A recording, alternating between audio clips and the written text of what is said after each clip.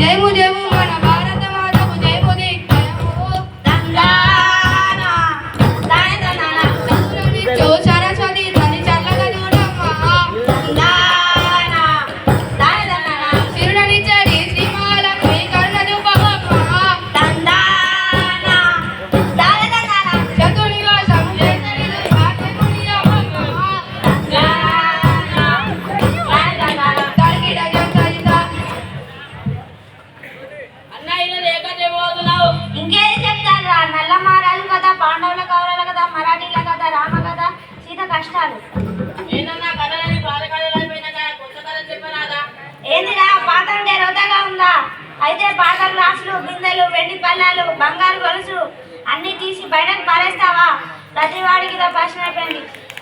పాతలైతే కొత్త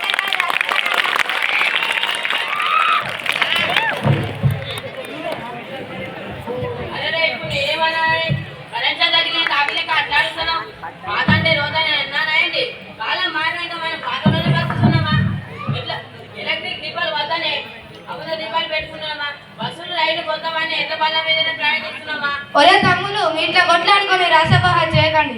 చిన్న తమ్ముడు అన్నట్టు ఈరోజు మన కొత్త కథనే చెప్పుకుందాం. ఈరోజు చెప్పుకోబోయే కథ సీత ఇష్టాలు. తగడ తగిడ తగ తరిగిడ తరిగిడత. పేద ఇంటిలో పుట్టి పెరిగిన బయటి బొమ్మ కదరా. చదువు తండ్రిలో పేరు పొందిన చక్కనమ్మ కదరా. ఓటమి నెల్లగా పోరాడే ఒక వీరబాల కదరా. 10 మందికి ప్రేరణనిచ్చే వర్తమాన కదరా. తరిగిడ జంతరిత.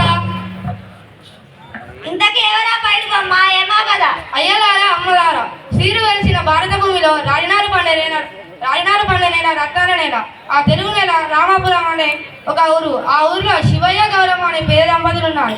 ఆ దంపతులకు కలిగిన తొలి సంతానమే సీత. ఆ సీతను బడికి పంపాలనుకుంటున్నాం కానీ వాళ్ళకు మరో పిల్లవాడు పుట్టాడు.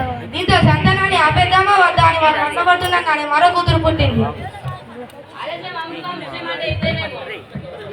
చూసుకుంటా అమ్మయ్యవా. తర్వాత కథ వినండి. పూట గడవటి తల్లిదండ్రులకు పాటలు ఎక్కువాయే. పంటలు పండగ పొట్ట నిండక కష్టం ఎక్కువాయే. కుటుంబ భారం కుంగదీయగా తెల్లడిల్లినారు. భార్యభర్తలు కోరిననితో పట్టుకునిచ్చినారు. తరిగిడ జంతరిత. Thank you.